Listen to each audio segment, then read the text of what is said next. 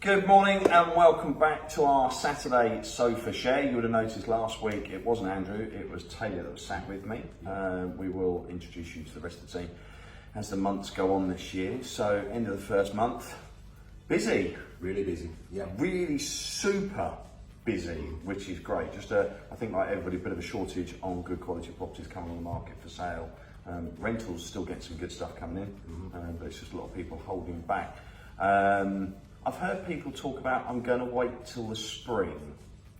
So that's what we'll talk about today, is when is the best time to actually, I know we've kind of covered this before, but this kind of triggered from a few conversations I've had with a few people this last couple of weeks. People say, I'm going to wait for the spring, it'll look better in the photos, my flowers are out. Good or bad, Andrew? There could be some merit in it if you're perhaps living in a country setting and you've got a property with a large garden, particularly, maybe that's the main feature of the property, then we totally understand why you want the trees to green up a little bit, the spring bulbs to come through, the brighter weather, not so muddy underfoot. So yeah, there could be a valid reason there. But I think probably for most normal properties, if you're in an estate environment or an urban setting, then there's no real benefit, I don't think, to marketing in spring. The buyers are there right now, plentiful, and really good quality buyers as well. The advantage of marketing it now is that you can get yourself on market under offer with a super buyer in tow, and then you're in a prime position to take advantage of those properties that do come to the market in the spring.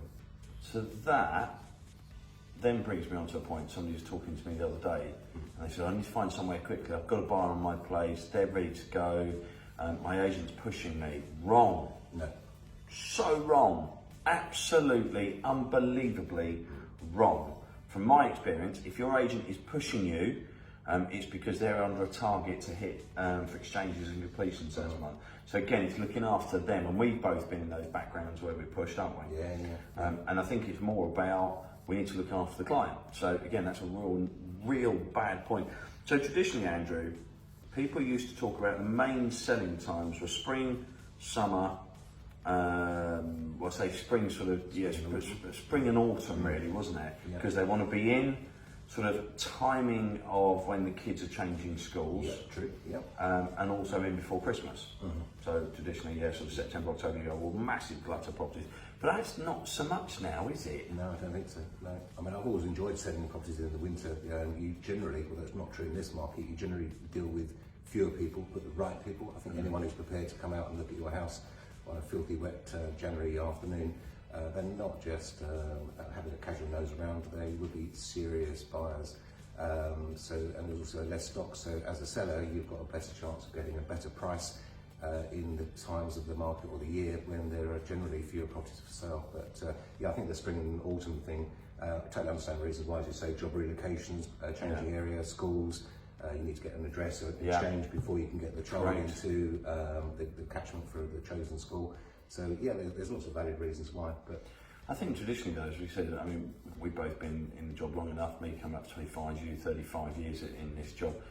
Traditionally, it used to be those real key selling points, but I think now with the access to information, digital marketing, that kind of thing, it doesn't really matter. But again, I've just come back to that whole point.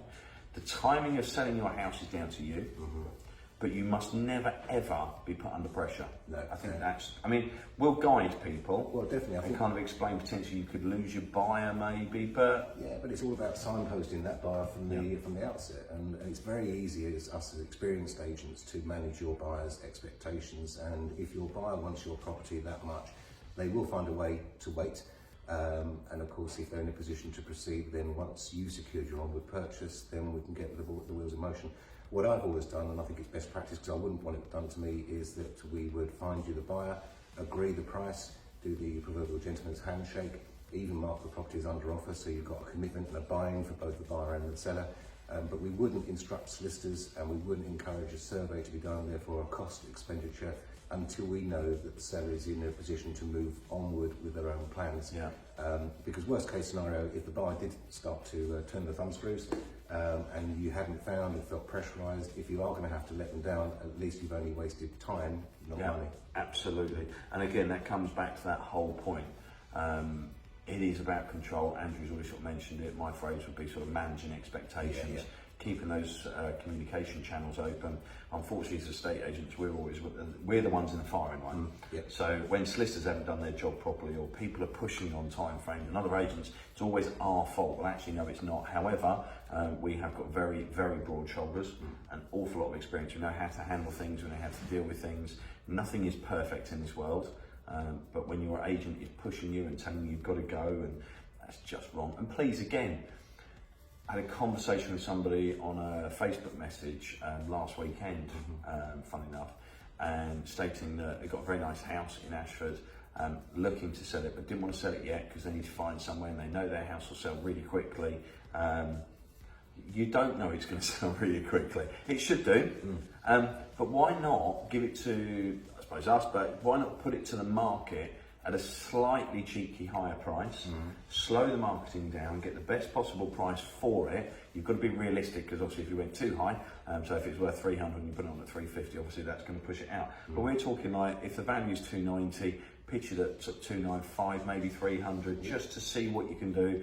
And don't forget, it's always going to come down to not necessarily what the buyer will pay, but it's what the lender will lend. And what we mean by that is the valuation amount. So if you do pitch it too high, and we've had a few conversations over the last sort of few months where people are sort of expecting too much, and then the surveyor could walk in and go, sorry, down value it, and it's only worth X instead of Y, which is not where you want to be, because then you're all losing money because of cost, survey fees, etc. So when is the best time to market? Do you know what, now? Yeah, I think so. Another good point, actually. I mean, if you were worried about bringing it to the market because you've read in the press or you've spoken to friends and family who've moved recently about the state of the market, or the buoyancy of the market rather, you can always say, and we do actually promote this as well, do a discreet marketing service. So like an off-market selling, where we've got known preferred buyers who we've spoken to. They've been financially qualified. We know they're good for the money. We can always introduce them without even going to the full market to the property.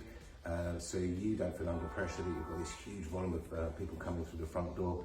It's a much more discreet service, a preferential buyer service, and as I say, just makes it perhaps a slightly more, I don't know, stressful. I think it's a stress-free scenario, and I say this so many times, we're here to look after you. It really is that simple. So, property of the week, Andrew.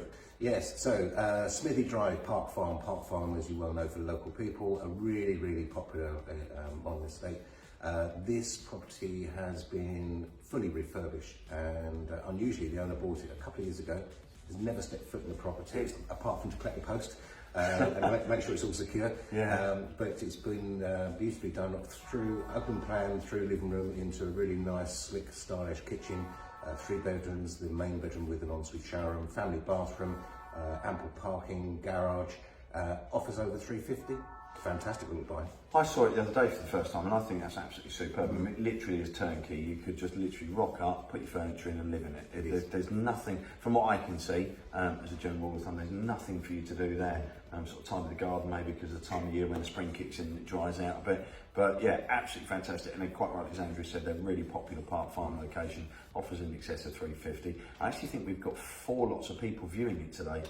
So unfortunately, by the time you see this and think, oh, where's that property? And we've put the details up there already, but it may have already sold. Who knows? But that is the state of the market. And if you are considering moving, you've missed out. So talk to us today. All right, you can always reach us 01233 501 601, or just drop us a message. Quite happy just to have a casual chat with you, just impart some information, answer any questions that you've got, hopefully give you a few pointers on how to move sort of forward and start that property moving journey, which is really important. So that's it from me. Enjoy the rest of your weekend. Thank you very much indeed.